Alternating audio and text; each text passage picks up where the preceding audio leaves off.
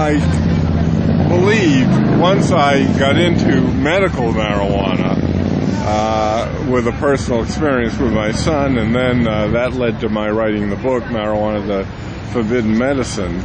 I still believed it would be possible to have it available as a medicine. And I'm not talking about a pharmaceutical product. I'm talking about herbal marijuana, which is the gold standard as a medicine. That it would be possible to do that if, even though we continue to have a prohibition.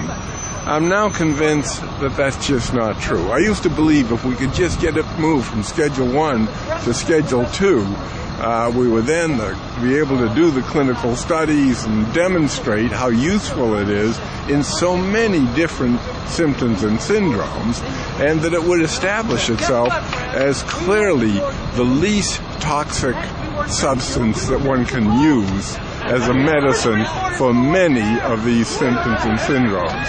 I'm now convinced that that's not possible. You can't do it while it is you can't use it as a medicine while it is prohibited for other purposes. Look what's happening in California, where they're arresting patients, closing down growers, and so forth.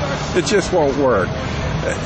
As a medicine, it would be the equivalent of an over-the-counter medicine. I mean, you have the right to decide whether you're going to use aspirin or Tylenol or something else for your pain. You should also have the right to choose cannabis, which in some ways is better than even the ones I mentioned because it's less toxic. 1,000 or 2,000 people die from aspirin every year, not a single death ever from marijuana.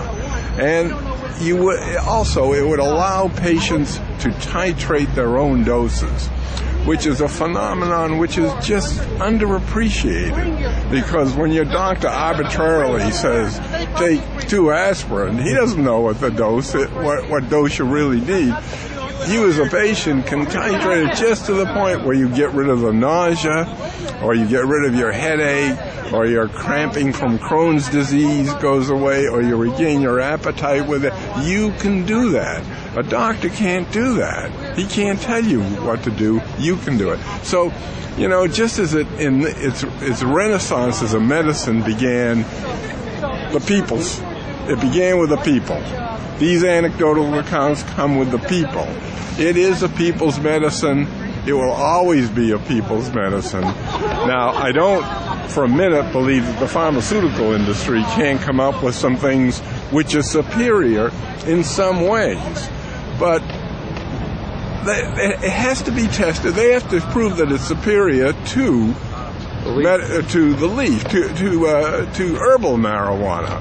And if they do come up with things that are better, let's say, imagine some pharmaceutical company developing a reverse agonist for the munchies effect. In other words, something that would actually reduce appetite without it being toxic, like all the other things that we try to use for reducing appetite to control obesity and so forth.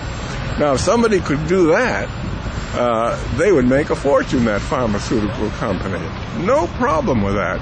But it must be that people have access to marijuana, herbal marijuana, as a medicine, or for what I think there are 2 other categories: recreation, a much better recreational drug than alcohol, no hangover, no violence, no driving crazy and so forth, and also what I call enhancement. A website I have is to help people understand that it isn't just for medicine and for recreation, but it helps lots of people. That's what's the name of that website? Cannabis Cures, is it? No, enhancement is another website?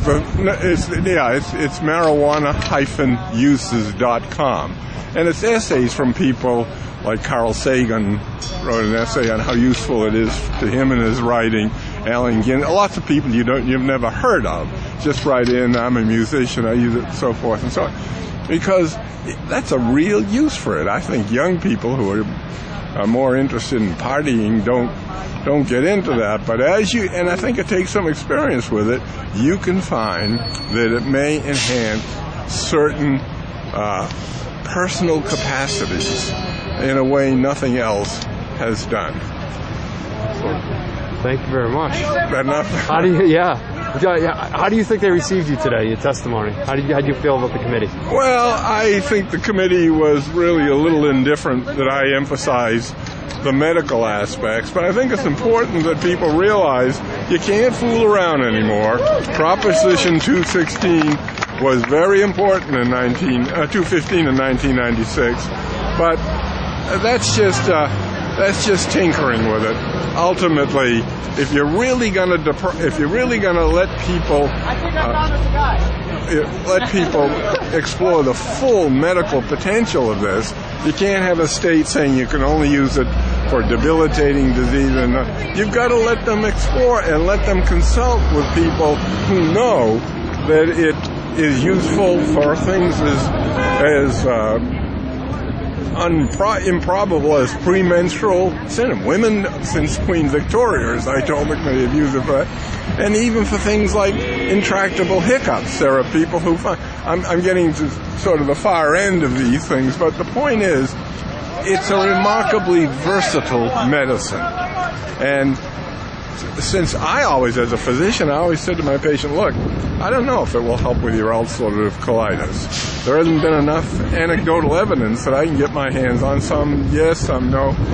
But if it were someone in my family or myself who was suffering from your ulcerative colitis, I'd take it, and I advise you to try it, because I know I'm not going to harm you by giving you that advice. It is not going to harm you. It may not help you, but on the other hand, you may be one of those people for whom it is a real boon.